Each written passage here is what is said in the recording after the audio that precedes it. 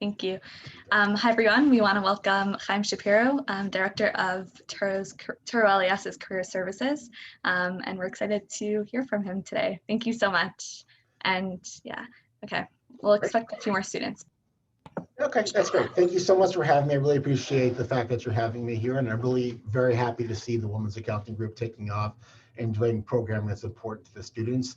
As Elisheva mentioned, I work in career services, which means my job is to help the students find jobs and internships. So if you need help with your resume or LinkedIn, which is what we're doing today, but that's something that I do basically all day, working with students on internships, jobs, resumes, interviewing, LinkedIn. And I just want to show you right here a new system we have called Handshake, which is our new job board. And just to show you right here, I have this search saved for accounting in New York. You just see a number of great jobs that are available that are posted to the Turo Handshake account. So these are all things that our students, here's one that came in today, that students could apply for internships and jobs directly from their Handshake account. If you don't know how to log into Handshake, all you really need to do is to make sure to go to the Turo One portal. Down at the right, you should be able to see where you're able to claim your Handshake account, and then you'll be able to log in and apply for these jobs. We've had, over the last 5 months, more than 400 job applications come in from our students in different places. So this is going to be one of the primary ways we're connecting students to jobs in addition to our career fair and the regular resumes that we send. The focus today, however, is going to be LinkedIn. And how to use LinkedIn for the job search is the primary focus today. But in addition to discussing how to set up your profile so it's optimized so people find you, we're also going to discuss how to engage the right people, how to find the right people, how to post different things, how to send connection requests. And the other thing I also like to point out is if I'm talking a lot, to me, that's not a very good webinar. There's a Q&A box. Please, please, please ask questions because I do this as a live demo. So I'll be showing you the functionality of how to do different things here on LinkedIn. If you have any questions, put it in the Q&A box, and Esty or Elisheva will be able to read those to me. And I'm going to pause about every 5-6 minutes, hopefully, to take your questions. And the more interactive this is, the better. So if you don't know how to do something, you want me to show you how to do something again, please put it in the Q&A box, and I'll be happy to answer those questions. And by the way, you see something that I posted this a little while ago, because I try to keep people updated as to what I'm doing here on LinkedIn, that I'm giving a LinkedIn webinar for your group. We're going to talk about LinkedIn postings a little bit later on, but first we're going to focus on how to maximize your LinkedIn profile so that you get noticed by people in positions to hire you. Now, the easiest way to get to the edit mode of your profile is to click on your little picture over here. And that's going to take you into the edit mode. But my recommendation is to go up here to the little me, click on that, and click View Profile. The reason you do that is because there are a lot of other options here that you don't have over here. So there's a lot of other things you can do. So I like to get people in the practice of coming to their edit mode profile view via the View Profile over here. So this is actually the edit mode of your profile. Nobody else has access to the edit mode except for you. I once had a client who was very worried because when I showed them the edit mode, they thought everybody has access to it. That is not correct. Only the person who owns the account actually has access to that. Here's where you're going to make all the changes in order to make your LinkedIn profile optimized for anybody who is looking for a job. Now, the first thing that I want you to do when you set up your profile is to click this little pencil right over here. This is going to take you to the most important part, I think, of LinkedIn, because this is where we're going to see what I call the LinkedIn Triumvirate. And click on that pencil. The 3 most important things about you on LinkedIn are your profile photo, your name, and I'm going to scroll down here just a little bit to your LinkedIn headline. The reason these are the most important is because no matter where you show up on LinkedIn, in emails, in connection requests, in searches, these 3 things are going to show up with you. You want to make sure you maximize those so you're promoting yourself in the best possible way. Now, the first thing to do is to get a professional headshot photo. This was actually taken at the Turo College Career Fair last February. Right now, what's hot on LinkedIn is sort of an off-center photo with a darker background that changes as time goes on. But you see here at the edit pencil, you could drag, reposition, move things, straighten things, add filters, all sorts of different things to make the picture exactly the way that you want. The idea is to set it up in such a way that you're presenting yourself the best way you can professionally. Now, normally for people in accounting, the fancier clothes, the clothes you'd wear to an interview or in a professional situation is what you want to wear. You know, I have students, for example, who are looking for jobs at Google. That kind of clothing would be potentially very different than what you put here, but you want to be wearing what you would wear if you're going to a networking event in your profession. The second thing here is your name. Now, this sounds like it's very simple, but it's actually not, for a couple of reasons. First of all, my name is Haim, which is a name very few people can pronounce, but I was able to actually put up an audio recording of that. You can actually delete it here, but you have to actually do this on the mobile app. You can actually record your name. Very important for people with names like Haim or names that people can't pronounce, because it gives people an opportunity to understand how you pronounce your name. So you could add that on there so people can see that my name is pronounced as Haim. You can also add a former name, which is great for a maiden name. But I have, for example, a lot of students that are named Yitzchak and their English name is Isaac.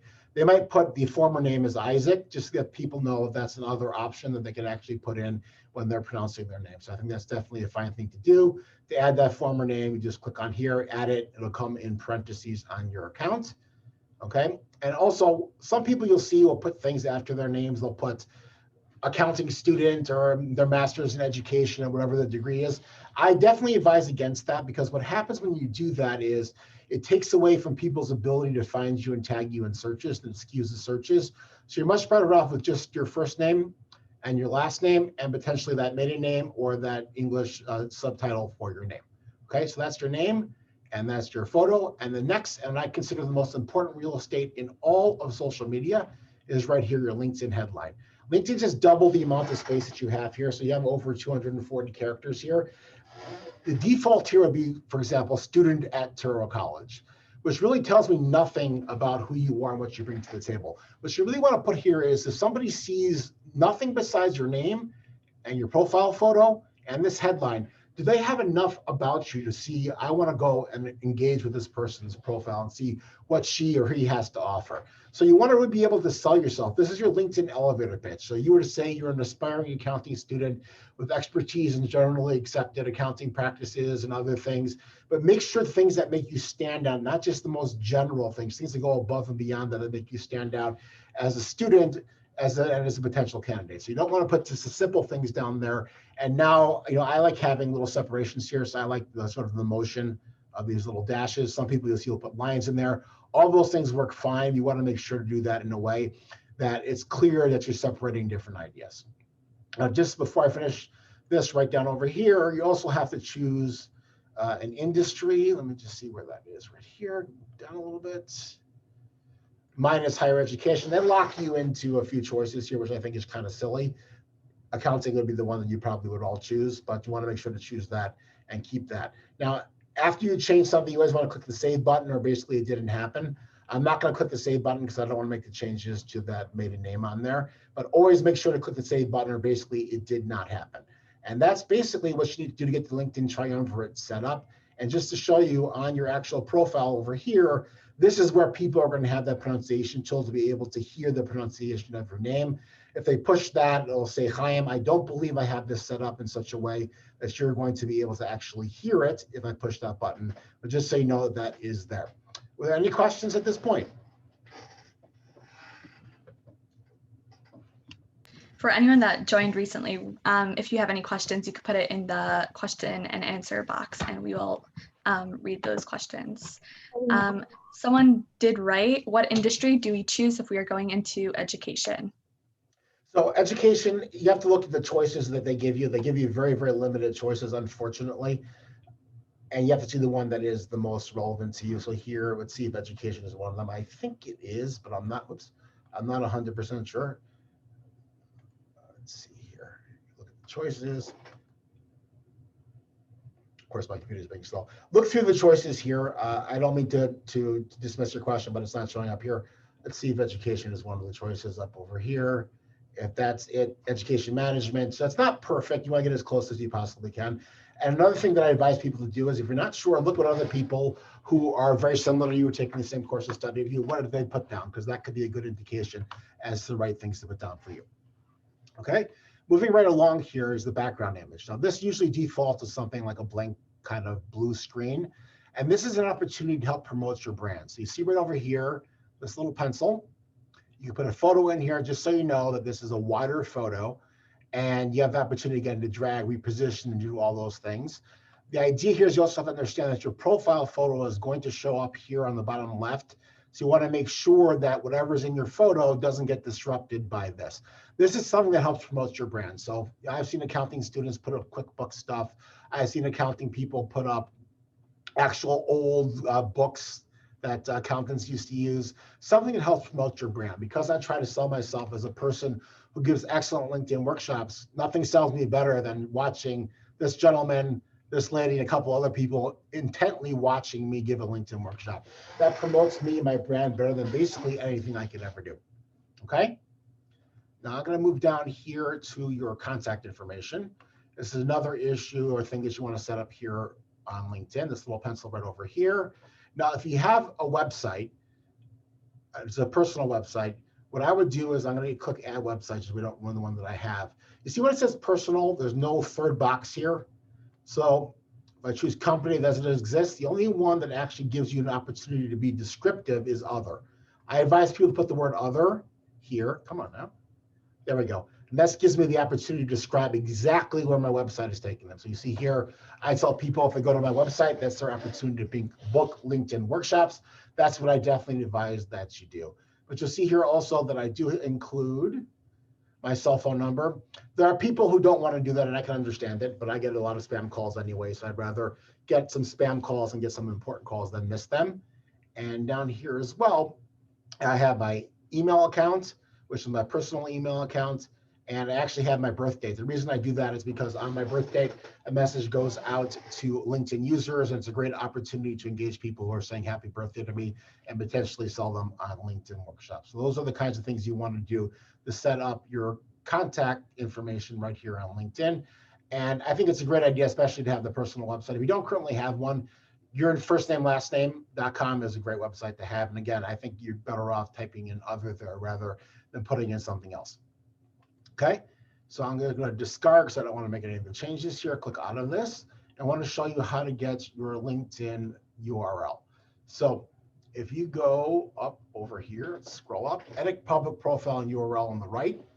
Now, the default here is going to be linkedin.com/in, a bunch of the letters of your name, some dashes, and a bunch of numbers and other things. And what you want to try and do is go in there and change it to your first name, last name. Then click save. Once you do that, your new URL is going to be that. The old one is no longer going to work. And the point is that this is a great thing to put as the subheader or as a signature line on your email address once it's professional and your LinkedIn account is professional, because it helps present you in a very positive way. Questions I get all the time, if someone has a common name, they can't get their name, you can put a dash between Haim and Shapiro, a dash after Shapiro. Potentially, I could put MED for Master's in Education. You know, CPA might be something someone could put there. Get as close to your name as you possibly can. And just to show you here, this page is actually very interesting also. If somebody looks up your name and Googles Haim Shapiro and finds my LinkedIn account, and they're not logged into LinkedIn, this is what they see. By the way, this is, you see the description of my website, and you get to decide what people see here. So you see here that I have my profile photo set to public because I want everybody to be able to see that. People engage much more with a profile with a photo. If I want to take something out of here, all I need to do is click on this. Now watch what happens over here on my left. That disappears in real time, and now people will not see that, or I can put that right back. Okay, more likely the publications is the one I would take out, but that doesn't matter at this point. The point is you want to set it up in such a way that it presents you the best possible way. Okay, any questions at this point? I will keep moving down the profile. Okay, so a lot of people have been asking me about the open to work frame that people put on their LinkedIn profiles. Now, I don't really like this because LinkedIn has set it up in a way that you don't have as much control over it as you like. If you go here to open to work, you would add profile section if you don't currently have this. Click on this button. Now, I have these listed down here. I'm not actually looking for a job, but if somebody came by and offered me $1 million to work somewhere else, you know, I'll take a look at that. Now, in order to get that actual LinkedIn frame, what you need to do is change this to who's viewed the fact that you're open for jobs. If you click that all LinkedIn members are available for jobs and click save, look what happens right over here. And I'm not going to actually post it out. Look, it added that open to work frame to my profile photo. Now, a couple of things about this. You know, there used to be a thought that putting open to work would be a negative kind of thing because people are looking for people who currently have jobs. I haven't heard it having that negative kind of impact, but open to work is kind of a silly way to describe it because I'm open to work as a LinkedIn consultant. Doesn't mean I'm open to looking for a new job. Plus, it doesn't give me the opportunity to keep this open to everybody and not include that open to work frame.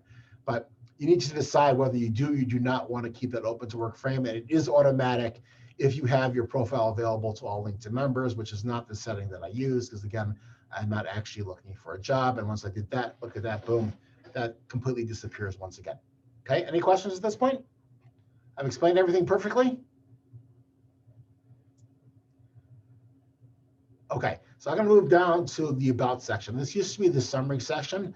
I think the summary off your resume is a very good start on what to put here. You see here I have little dashes and dots and different things and stars. That's just to make sure that it ends up, instead of there being disembodied letters in the middle here, it ends up coming up and working out exactly right.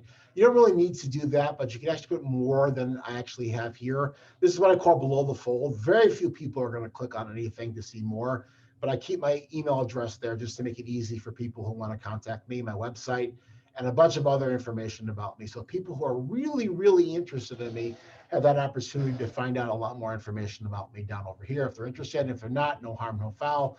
Again, the most important part is the part that's really here above the fold. And this is where you would change that and click save and you put it right in there.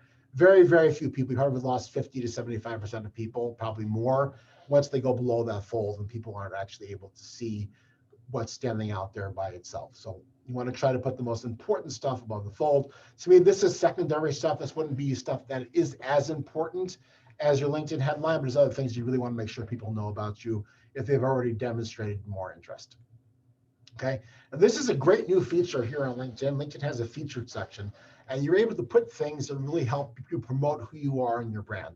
So again, I like to say that I can give a great LinkedIn workshop. Well, what's a better way of doing that and actually giving people an opportunity to click on this link?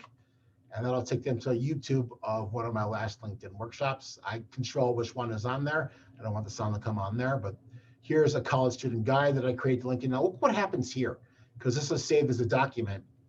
It takes them to the SlideShare account where this is hosted, where they have the opportunity to actually go in here and download it if they want. I don't like this because this was a change. You used to just put it up there as a document. Let me show you where this makes a practical difference. I put in 2 copies of my resume here. I think this is a good idea without the contact information, because if people want to see a copy of your full resume, they can download it. And look at this one. This is one I uploaded as a document. Still not easy to figure out how to download that. You need to go in here, know to push this button and then the download button. So that doesn't work very easily. And the other one I have hosted somewhere else on SlideShare. Again, that takes to the SlideShare. Which one of these is better? I'm not really 100% sure. This is a recent change to LinkedIn. I've seen some people argue that you want to put this on Google Drive now because people are more familiar with how to download things off of Google Drive, but I could see either one potentially being an effective technique. And the question is, what promotes you in the best possible way? A lot of people don't have SlideShare accounts. LinkedIn used to own SlideShare. They sold it. So probably the Google Drive is probably a better option, or just to put it in there as a document itself. The way you would add those things is this little pencil right over here. And you can move things around over here, and you're able to add things to it as well. Okay. The add button is the plus button, I should say. Post articles and whatnot. That's the ability to move things around. Okay, questions at this point? Moving along very quickly, and I want to make sure I get your questions as to the functionality of anything we've spoken about so far. Very quiet group. Okay, so we will keep moving down here. Just so you see here, activity is much more important than it's ever actually been on LinkedIn. I used to give a LinkedIn presentation about 7-8 years ago, where I advised people to identify contacts on LinkedIn and engage them on Twitter, because LinkedIn wasn't such a great engagement platform. LinkedIn has gotten a lot better as an engagement platform. You see here are different things that I've posted, and I'm able to engage other people. We'll talk a little bit more about that a little bit later, but this is a big change what came with the new user interface to LinkedIn. Okay, so the next thing here would be your work experience. Now for me, work experience is first because I've been out of college for a very, very long time. And a couple of things that are important here. So I'm going to click this little pencil. It takes me to Turo College. Now I put in the name of my position. This is very, very important. Now you see how this Touro College logo is right over here. Look what happens when I get rid of the E. That disappears. It is important when you're working in a particular job to make sure to sync that with the actual place that you're working. Not only does that show the logo, which looks much more professional, it also makes sure that people that are seeing your profile affiliate you with that particular company and you'll show up in searches. So that's actually very, very important. You also see here that I don't share information with my network because anytime you make a small change, that's going to show up, which you do not want to have happen. You also see here that I have multiple positions here that I've done at Turo. I've also uploaded other rich media content here that's in addition to what I have in my featured section. It helps describe a little bit more about who I am and what I have to do. When it comes to the bullets, these are right off of my resume and I put them right here, cut and paste them right into my LinkedIn profile under the job. And it's not perfect. You see, there's no formatting specifically for bullets, but I think it looks nice when you put the bullets there because it helps things stand out. Plus, when you've had multiple positions in the same place, as long as you've had them in consecutive periods of time. So you see here, July 2016 to present. And if I go down over here, this ends in July 2016. That's very important because I wouldn't get this continual flow like this going side to side if there was a separation that would show up as two jobs. This actually shows that I was able to get a new position and do more things here at Turo. So I think it's important to make sure you connect those. Again, the trick is this says July 2016. If it was consecutive, this one down here should also say July 2016 is the end, and that'll make sure that it continues and shows it as one place. And you can do this for multiple jobs. You know, I currently also do my social media consultant, core leader, other jobs that I've had in the past. To me, there's no reason not to have previous jobs on here because, again, very few people are going to look to show more experiences down here when I was actually a cashier at the ARC a very, very, very long time ago. But, you know, if somebody's really interested in me, there's no reason to keep that out. And I think it shows the fact that I was able to haul furniture, something I wish I was able to do currently, but I can't, back in the day. And I think it gives them a little bit of a broader perspective of who I am. Okay, any questions on anything we've talked about so far? I think this is a record for the fewest questions we've gotten. Yes, go ahead. I have a question. So Sure. How far back, like, do you recommend going with our work experience, or like? So I think it makes sense. As long as it's a professional experience, I would definitely put it. Again, you see here, I have one from 1992 to 96. Very few people are going to look at it, but if it's a professional experience and you put down what you did and it helps present you in a positive way, I would put it down because it's not like a resume in that way, because people will see it if they want, if not, they'll skip over it. It's not like you're wasting the space. Again, they have show fewer. Those are the ones they're going to see. And if they're really interested, they have the opportunity to see more. That's a great question. Got it. And it does. Thank you. And one more question is, Sure. Do you find that LinkedIn profiles are as effective without a picture than with a picture, or so like, I get this a lot from skip it over? From Orthodox women. So the answer is definitely they are not, because people associate the picture with the person. When they see a picture, let me just see if this works. I didn't try this before, but I've done it in the past. I've looked for my name, and there are a few Haim Shapiros here. Let's see, people. Let's see if this works. Okay. So if you see this list, which one are you most likely to engage with? Probably the one with the picture, right? So that's the difference. And LinkedIn's own numbers claim that people are something like 75% more likely to engage with a profile when there's actually a profile picture. Now, I understand the hesitancy that women have. I totally get it. And if you don't want to, I totally get it. What you can't do is you can't put like a logo from a business there, because that's actually against LinkedIn's user agreement. But women who don't want to do it, I get it. I've seen some people put icons or cartoon figures that are somewhat similar to the likeness, which I think it makes some sense. But I understand the discomfort that some women have with it. But it definitely makes a difference. And again, hopefully when we have another career fair in person, we're going to have a professional photographer there who will be taking the pictures again. And that's going to be a great opportunity to get a professional photo that makes you look very, very good and presents you in a professional way. Okay. Thank you. Here, when it comes to college, so this is my work experience, not my college. When it comes to my college, you'll see here my education, University of California, Riverside. Look up here at the top. See, UC Riverside shows up as my college up over here. I don't know if anybody here is a college basketball fan, but about 3 years ago, my Loyola Ramblers were in the Final Four in the NCAA basketball tournament. And what I did is I just flipped these two. So when someone looks at my account, guess what showed up first?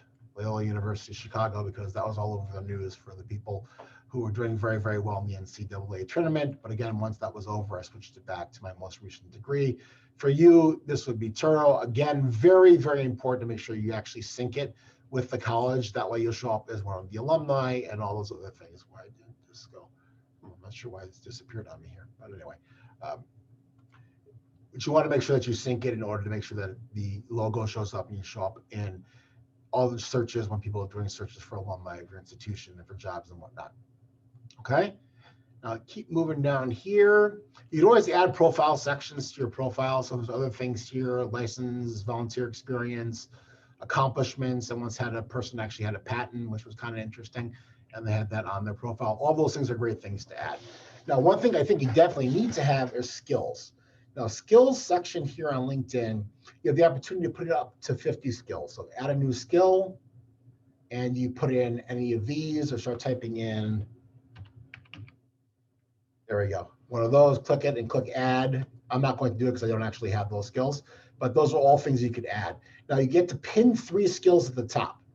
So these are the 3 skills that I think I want to sell myself best. Again, when we're talking about above and below the fold, very few people are clicking the show more button.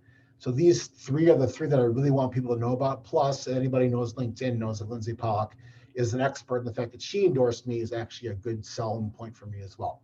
But you also will see here that under show more, there are a number of other skills you put up to 50. Let me just show you how you go here and move things around.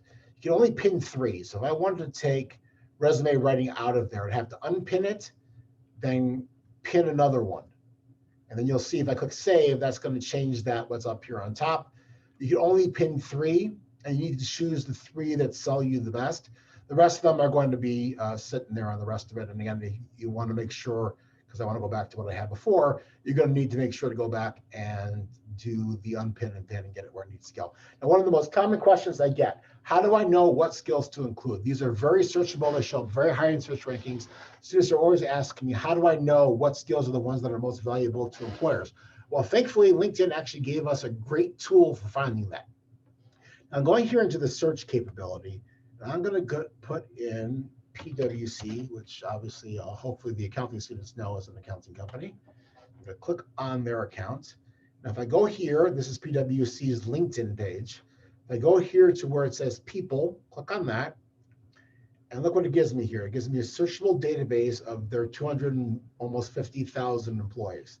Now, look at this. If I go down over here and I click on the greater New York City area, and then I go up to the top and I click the next button, and I'm looking for people who are working in accounting. And I click next 2 more times. This is going to show me the skills that show up the most for people who are working at PwC in accounting in New York. Now, Excel, Office, Word, PowerPoint show up because everybody puts them, but these are the things you're looking for: leadership, teamwork, auditing, financial reporting, financial analysis. If you have these skills, these are the skills you really want to put in there.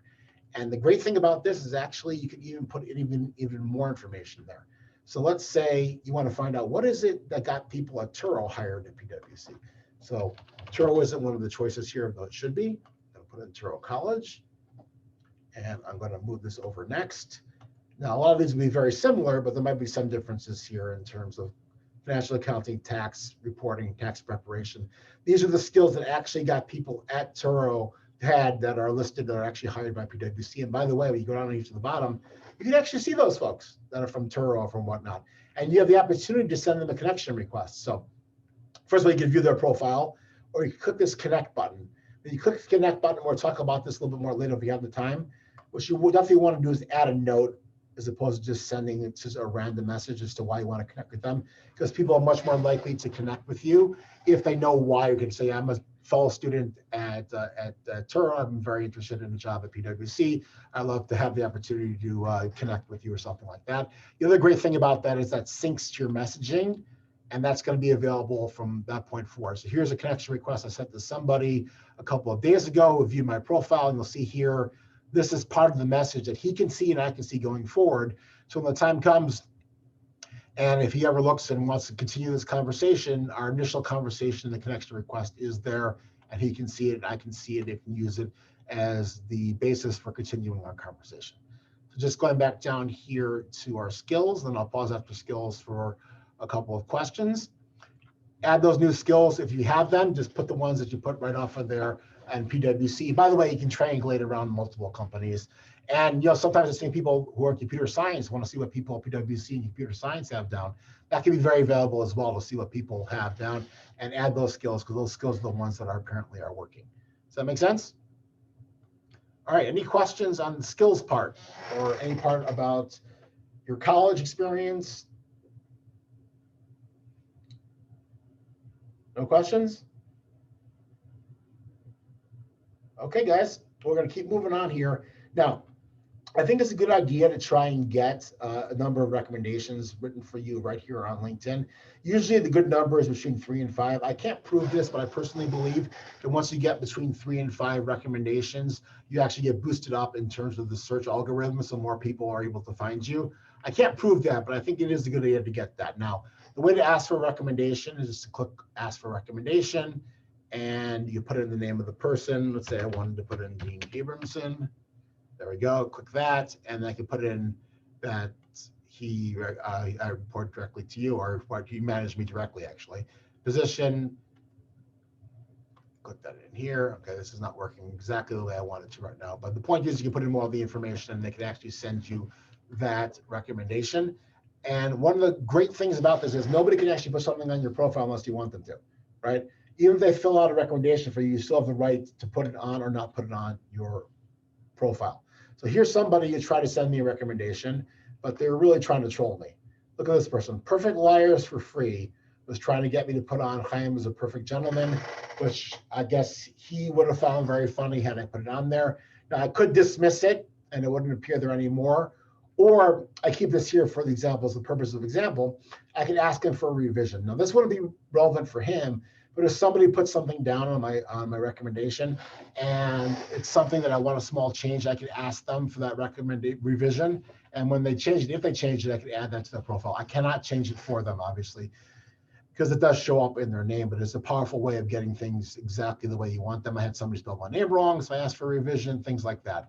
And one of the questions I often get is, if you don't see this recommendation here because you haven't gotten any yet, let's just go to Henry Dean Abramson's profile. And what you would need to do is go down over here to the More button and request a recommendation. Will get you there in the same way that this did. So if you don't have this and you're not seeing that yet, probably means you don't have any recommendations yet or haven't given any recommendations, but you simply go to the person's profile. You can do the same place and get those recommendations. Recommendations should be from people that would have be respected. So usually you're not looking at your college roommate, you'd be looking at somebody reported to you, professors, deans, things like that, really be able to tell people who you are in a better way, give them a broader perspective of the talents and skills you bring to the table. Okay, any questions about anything here that we talked about on the main part of the profile? We're actually doing pretty well in terms of the schedule, because usually this takes about half an hour for the profile section. And I want to see if anybody has any specific questions about anything we talked about here on the profile page. Anything? I've explained everything perfectly. Okay, so we will keep moving. So the next thing I wanted to show you is how to start learning how to engage people on LinkedIn and how to start building your networking capital. So that happens here in the search capability. That's right up over here. And by the way, you'll notice LinkedIn changed this entire interface about a month and a half ago. It's much more Facebook looking than it used to be. So in some ways it gets a little confusing between this and Facebook if you're on Facebook. But I think it's trying to be much more user-friendly kind of user interface, and I think it's encouraged more people to engage on LinkedIn. So there are positives to it. The negatives is that it's not as professional looking as it used to be, but I still think it's a good thing to have. So I'm going into search here, and you can see here I did this a little bit earlier today.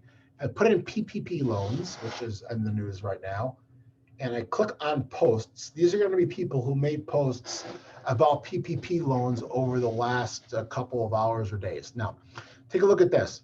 If I wanted to comment on Jakob Weiss's post that he did about PPP, I would go right in over here. That's going to take me to the post itself, and I can go in here. I could simply like it, or I can comment, and I have to tag the person. So tag Jakob Weiss, and then say something specific and intelligent about what the person posted about. It's a great way to build your network because people see it, the person who does it sees it, other people engage on these other posts that people make. It's a great way to find people who are of interest, who are experts in your field, and to engage them in a way that makes sense. Now look, I want to show you something actually interesting about Jakob Weiss, because I did this earlier today as a test, and look what happened. Jakob Weiss did this exactly right, because after I looked at his profile, he sent me a profile connection request, which is what you should do. He should have personalized it, but he sent me that profile connection request because he saw that it was on his profile. Now, questions I often get is, what kind of searches should I be doing? And the answer is, you need to actually keep working at this until you actually find the searches that work to give you the kind of information that is relevant to your particular field. It's not going to be the same for any two fields. It could be different for different people in accounting. So you have to look and find the words that are showing up in searches and start engaging people on those searches. Let me just go back to that PPP loans, because if you scroll down here and you see there's multiple pages, because this comes up quite frequently. And let's see if he's still here. I can still find them. Looks like he dropped to the third page. I had a Turo student, a Turo alum on here, but I can't seem to find them right now. But the idea is, these are all people potentially that you could engage, and these are a good opportunity to engage them and actually build those networking capital and build your reputation as somebody who's an expert in the area of accounting. And again, this search terms you're going to put in are going to change, but you want to put in things that are particularly relevant to your field. And by the way, you can do hashtags as well. Not everybody does hashtags, but sometimes if you do a hashtag, that can be a great way of finding things. You see here, as somebody who works in career services down here on the side, one of the things that I do on a regular basis is I just check to see what's going on in career services by clicking on that and following it. And I could actually follow up on all the conversations that are happening right away and engage all the right people who are commenting on career services related things, like Robert or whomever, okay? So that's an important and a great way to start engaging people who give you the opportunity to start building your reputation as somebody who's worthwhile. Plus, it's an opportunity to start building relationships with people who can actually make a difference. Now, the next question I get is, how do I find the people who can make a difference? So if I find people via the search, that's one thing. What if I want to make sure I want to find the people who are the decision makers who could potentially hire you or me as an accountant? So how do I do that? So that's also right here in the search. So I'm going to go into the search, and we're just going to type in my name for the sake of argument here. It doesn't matter what you put in here. What you want to go to is the all filters over here. Okay, I go into all filters, and I'm going to reset this so it's not going to hold my name, hopefully. Oops. Let's try that again. Okay, all filters.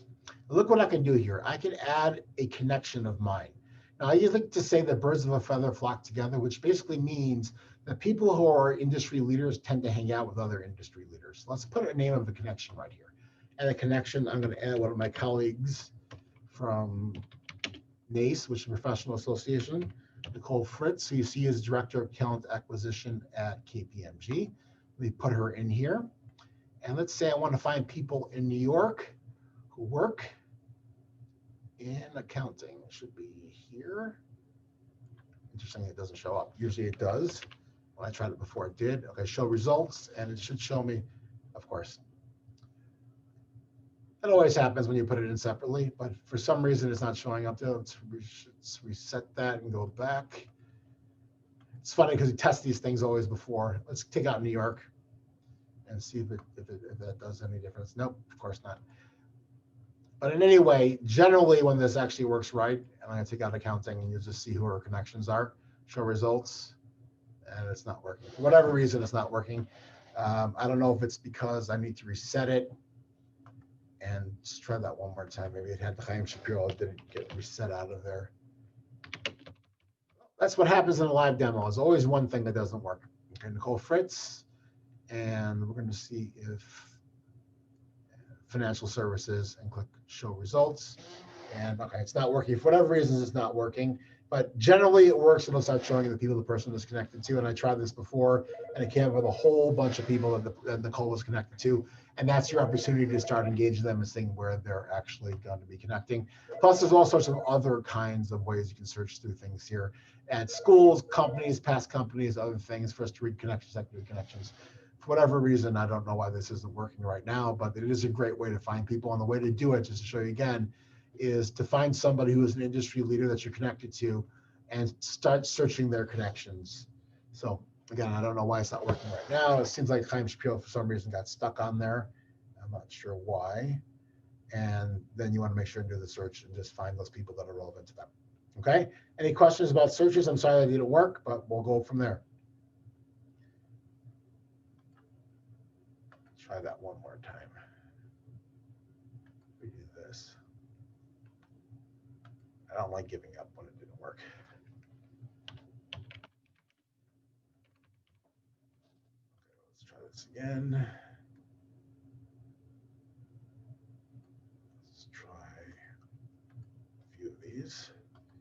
Show results. This is just going to frustrate me all day.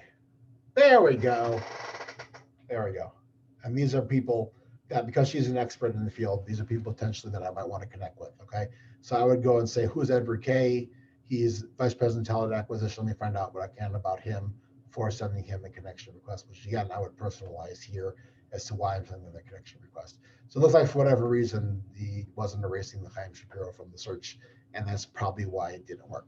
So any questions about finding searches or engaging people or posting or commenting on posting? No questions? Because we didn't really talk that much about posting. Posting was something that you would do off of your homepage right up over here. You would be able to start a post and write whatever you want. You could add videos, you could add documents, you could add pictures, you could put events and links, and they're all linked to those things. It's a good idea to start posting, I would say, once every 2 to 3 or 4 days, because that's when people see your engagement. This is the stuff that shows up in your regular feed right over here. These are people who've posted recently, and this is a great engagement opportunity in general, just people that I'm connected to. Shanna Karen, excellent career coach. This is the person I engage with all the time, which is why she's showing up here. But it's a great opportunity to talk to people and send likes, comments, whatever it happens to be, to actually build that relationship out with them, and then eventually, hopefully, take that offline somewhere else. We can actually do something more productive with it. So you see here, again, something that I posted a little bit earlier today was about this actual session that I'm giving here today. And you'll see here, I already got one reaction to it, which isn't a lot, but somebody here actually posted that they like this. And this is a great way for me to present and promote what I'm currently doing. It's a great way for also for people to engage with me. And that could be a way that I can find out what they're doing as well. Okay.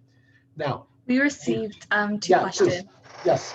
So first question is, what type of things should we post? So I think it should be professional things. These aren't things you would put on Facebook, things about what you're doing professionally, things that's your accomplishment. It could be articles about the fact that, Congress just recently passed the new legislation that'll get people their $600 supplement and what people should be doing with it. Things that help promote your brand is what you want to focus on LinkedIn. So it's not going to be like, I went to this party, my sister did this. It's going to be your accomplishments, things you're doing, things that help build your brand as a professional. Great question. And also, thank you. What are stories? So LinkedIn just introduced stories recently, and it's only something that's you're able to do via the mobile app currently. Right now, I haven't seen people that have been taking this to the next level. It's sort of like the Instagram stories thing taken to LinkedIn. I think it's a little bit too Facebook, Instagram-y for me, and I haven't seen people come up with great ideas for this. Now, I see a lot of people who make videos on a regular basis that they present. I make videos of how to do things on LinkedIn that I post. I haven't seen people use stories in any way that's particularly effective yet. Maybe that will change as time goes on. It's very possible that it will. But currently, I haven't really seen that really work that well for people currently. And again, if that changes, that's something we can revisit going forward in the future. Any other questions? Also a question from me. Does someone see each time you click on their profile? Yeah, I'm going to get to that actually, but we might as well do that now. So if you see here, if I click over here and I go to who viewed your profile. So you'll see here this lists the people who viewed my profile. Now, usually is this somebody here? Shira, are you here? If Shira's here, hopefully she'll, but this usually will default to the last 5 people who viewed your profile. I have a premium account, so I'm able to see more than that, but usually it'll default to the last 5. And this is an opportunity to engage those people. So you'll see here, I actually have a meeting set up with him for next week. I sent him a connection request. This is the person that we connected with just the other day. So the idea is if somebody shows up over here, it means they showed interest in your account. This is a perfect opportunity for you to engage with them and tell them that you're interested in them and how you can potentially help them, because they showed an interest in you. There's no reason not to follow up with this. But to answer your question is when I click on Ellie's profile over here, he's going to get an alert that I actually clicked on his profile. Now you can turn that off into private mode, but if you do that, you won't be able to see the people who viewed your profile as well. Now you see here, even though I have a premium account, somebody's in private mode. All I can see is their business strategist at Pinterest and somebody, the executive director in the internet industry. Just because I have a premium account, I still can't see people who are in private mode. So it's a quid pro quo, which I happen to agree with, by the way, because if you're going to get people going to view your profile and see who you viewed, you should be able to see who they viewed. So, I think it's a great way to really engage and help people. I tell people that the only real reason to ever get a premium account is if this moves so quickly that you can't keep up with the last 5, because you usually don't want to let people here go, because these are people who showed an interest in you. So it's much to your benefit to make sure you engage those people. Okay, does that make sense? It does, thanks. There's another question in the Q&A, I think. We actually have another question. Someone asked, what is premium and is it worth it? Great question. I get that question every single session. So I have premium. LinkedIn actually gave me a free premium account because I give these sessions to students. The only value to premium is if you're going to be doing a lot of searches, which most people don't do, and because it shows you more than just the 5 that it defaults to. So I have a full 90 days worth of people up over here. If you're not getting more than 5 or 6 views a day and you're able to check this on a daily basis, usually it's not worth spending the money for the premium, because you're able to engage the people that you need to engage.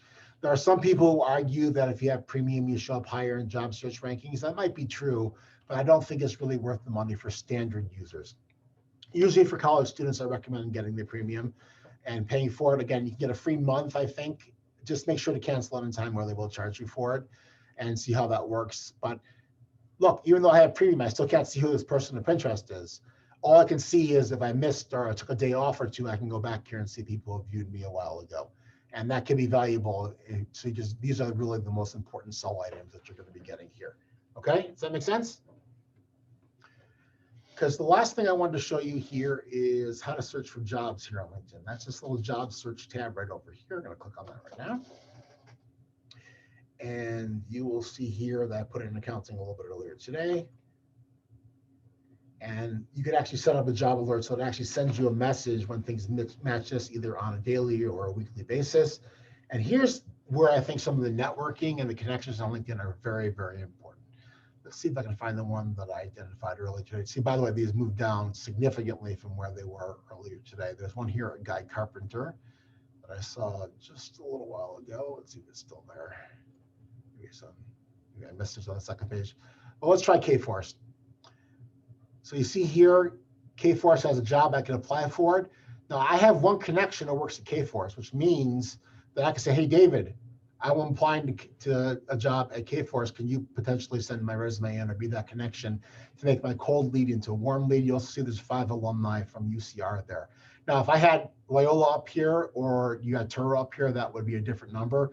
But it's a great way to start engaging people, and it tells you a little bit more about the company right over here. Let's just see if this one actually has the distance. They don't always do, but some will actually show you the actual distance from your home to the actual place of employment. I think that's important because, let me see if I can find that Guy Carpenter one. Maybe it moved down to the second page.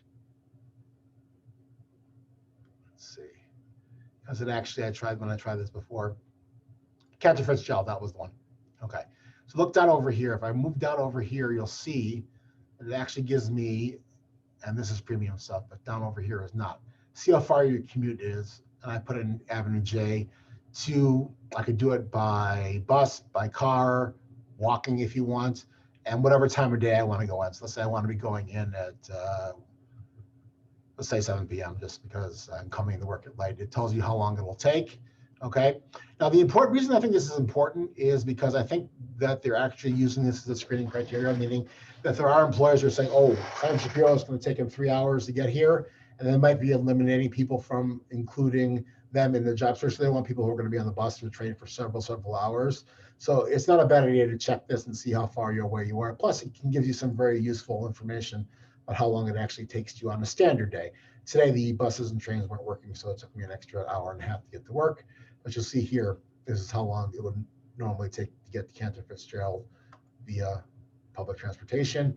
And I think this is the kind of thing they would want to see because, again, they'll be able to see that you are a person who's not going to be going that far, which would set off any alarm bells in their minds that somebody is coming from a very long way. You'll see here also I have one connection that I can utilize potentially as being the person to connect me to that job and one alum from the University of California, Riverside. Does that make sense? I want to see if there's any questions about anything we talked about so far today, because we're coming a little bit towards the end here, and there are a couple of things I can show you, but I want to see if there's any questions at all, but I think we've talked about today. Let's put that in the Q&A box. Meanwhile, I'll just show you some notifications that came in. These are things that I try to engage with regularly. These are people who are either engaging with my posts or got new jobs or things like this. Oh, here's a great one. Okay, for example, here's somebody who actually commented on my post. So when I go in here, I can actually comment back on her. And I always do this. When somebody comments on my post, actually comments, not just likes, I'm going to go in there. I'm not going to do it right now, but you'll see I'm going to click reply and respond to their post to show that I'm paying attention to them and following up with them. I need to do that with a few people today. I click like already, just let them know that I'm there. And later on today, I'm going to go in there and actually go in and make those comments because that makes and builds that relationship and connection even better. Here's another thing. Sai has started a job at Eastern Union, and what I like to do right over here is go right in here and say, and I try to tag him, which doesn't show up automatically. There he is. And boom, post that, and he'll see it. And it's a great way for him to see who I am and to potentially engage me. And I already engaged him, and people like it when they get new jobs because, you know, obviously they're usually in a pretty good mood when that happens. By the way I said that before, where I have the notifications off on my job alerts, is so you don't send those when someone actually didn't change the job. Okay, here's another person engaged on my post. So any questions about anything we talked about today? Anything at all on LinkedIn? Because we're coming up with about 5 minutes left. I want to make sure that I get to all of your questions. Questions about the profile, editing the profile, the photo, putting your website, your public profile URL. Anything like that? So I'll tell you a question that I often get is, how many connections should I strive for on LinkedIn? Anybody ever want to do that? How many connections should you try to get? Anybody want to, Alicia, want to take a stab at that one? I would guess like 50 or like 40. So I think 50 and 40 is a good start because are going to be people that you know well, and that's really the goal. But what I advise people to do is to get to 500 plus connections, 501 connections. The reason is, whether you have 501 connections or you have 25,000, 30,000 connections, this says 500 plus. And when people see the 500 plus number, they say this person is actually a good networker. If they see a number here, but you have less than that, it'll just show a number like 375, and people are like, oh, this person really doesn't know how to network. So you see here, it says 500 plus connections. But if you actually go into my profile over here, you'll see that I have, let's see here under my network, 25,000 connections. But to anybody who is not an expert user, basically, all they see is that 500 plus number. So if you have 501, people are like, oh yeah, you're a great networker. And it's a great way to present yourself in a positive way. So I try to get to that 500 number. So how do you do that? So there are ways to go in here and try to sync this with your connection request. Let me just see what this is in my network.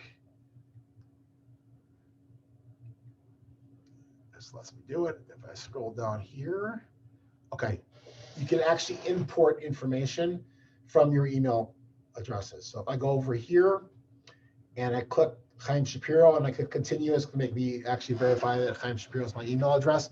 What it's actually going to do is going to show me who I currently know that's currently on LinkedIn. Let me see if I can show you what that looks like from the other side. Oops.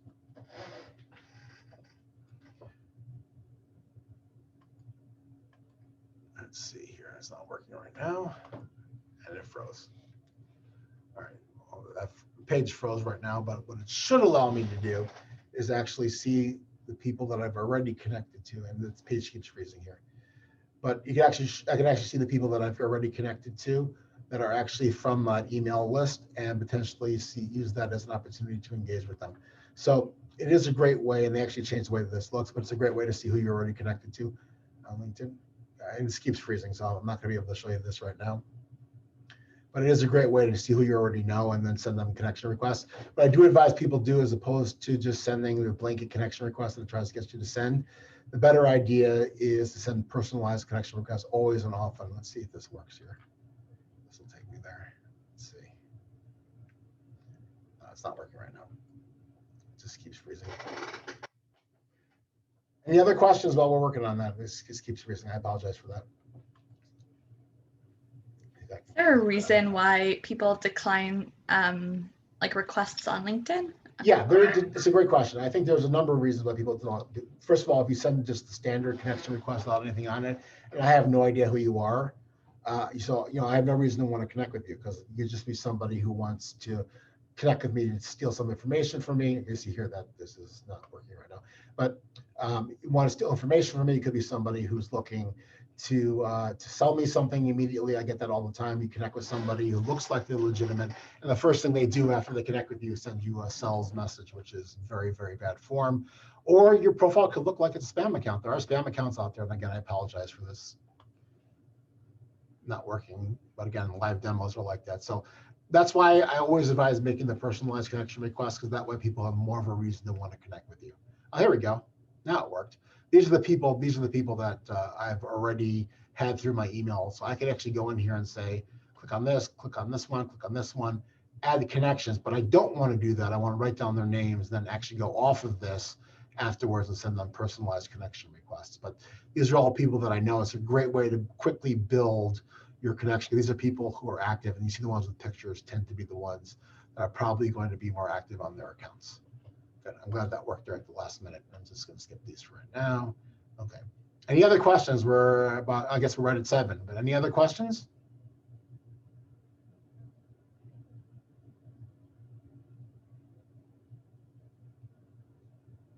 So I guess there are no other questions. I want to thank you guys so much for the opportunity to present this. Hopefully I'll have a video ready within a couple of days that will have all this information and more. If you have any questions about resumes, interviewing, networking, LinkedIn, using this new system, Handshake, please feel free to stop by my office. I'm here 4 days a week, and I've been doing all my meetings via Zoom. So it's contactless search and connection, so we'll be able to do that very, very simply. So please reach out if I can help you in any way, because it really is my job to try to make sure that you're able to find employment opportunities. Again, thank you so much for putting this together and inviting me, and hopefully we'll have the video ready within 2 days. Yes, thank you so much for speaking for us tonight. It was very helpful, I know, for me, and I'm sure for everyone that was on this tonight. And thank you everyone for joining this Women's Accounting Society event. We hope to see you by our future events. Have a good evening, everyone. Have a great night. Bye.